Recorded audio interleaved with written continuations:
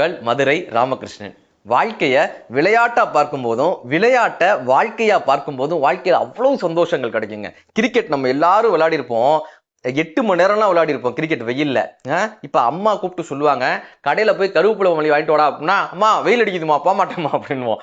ஆனா கிரிக்கெட்டை விளையாடும் போது அவ்வளவு சந்தோஷமா இருக்குங்க. இந்த கிரிக்கெட் வாழ்க்கையில என்னப்பா கத்துக் கொடுக்குதுன்னா, நம்ம ஜெயிக்கணும்னு களத்துல இறங்குறோமா, பேட்ஸ்மேன் ஒருத்தர் ஜெயிக்கணும்னு கிரவுண்ட்ல வராரா, அவர் அவுட் ஆக்கணும்னே ஒரு பவுலர் வருவாங்க. என்ன பார்த்தோம்னா, வாழ்க்கையில நம்ம ஜெயிக்கணும்னு வந்தோம்னா நம்மை தோற்கடிப்பதற்காகவே எதிரில் ஒருவர் காத்து கொண்டிருப்பார்னு அர்த்தம்.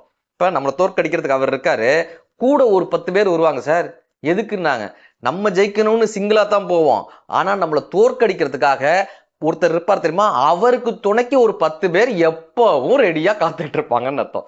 சார் நம்ம ஜெயிக்கிறதுக்காக ஒருத்தர் வர்றாங்க, அவரை தோற்கடிக்கிறதுக்காக பவுலிங் போட ஒருத்தர் வர்றாங்க, அவனுக்கு துணையா ஒரு 10 பேர் வர்றாங்க. இவங்களால தான் நமக்கு தோல்வி ஏற்படுமானா கிடையவே கிடையாது. நம்ம கூடயே ஒருத்தர் வந்திருப்பான், ரன்னர்னு பேரு, அந்த பக்கம் நிப்பான்.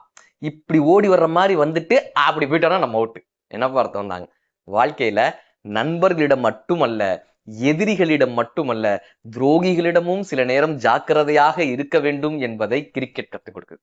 எல்லாத்துக்கும் மேல இந்த ஆடிட்டோரியத்துல ஒரு 4000 பேர் இருப்பாங்க. இவங்க 6 அடிச்சாலும் கத்துவாங்க, 4 அடிச்சாலும் கத்துவாங்க, அவுட் ஆனாலும் கத்துவாங்க. என்ன பார்த்தோம்னா, இந்த உலகம் வாழ்ந்தாலும் ஏசும், தாழ்ந்தாலும் ஏசும்.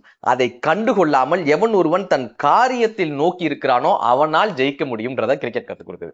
எல்லாத்துக்கும் மேல ஒவ்வொரு பாலும் அந்த பேட்ஸ்மேன் அவுட் ஆக்கணும் தானே போடப்படுது, ஒவ்வொரு பாலும் அந்த பேட்ஸ்மேனை எப்படியாவது வீழ்த்திடணும் தானே போடப்படுது. ஆனால் எவன் ஒருவன் அந்த பேட்டை கொண்டு அந்த பந்தை சரியான முறையில் சந்திக்கிறானோ அவன் வாழ்க்கையில ஜெயிச்சிடறான். ஒவ்வொரு நாளும் நமக்கான சோதனைகளுக்காகத்தான் படைக்கப்படுகிறது.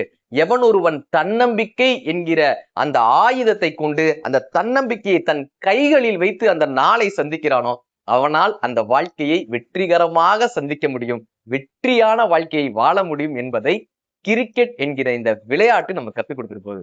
எவன் ஒருவன் வாழ்க்கையை விளையாட்டாகவும் விளையாட்டிலிருந்து வாழ்க்கையை கற்றுக்கொள்பவனாகவும் இருக்கிறானோ அவனது வாழ்க்கை எப்பொழுதும் மகிழ்ச்சி தான்.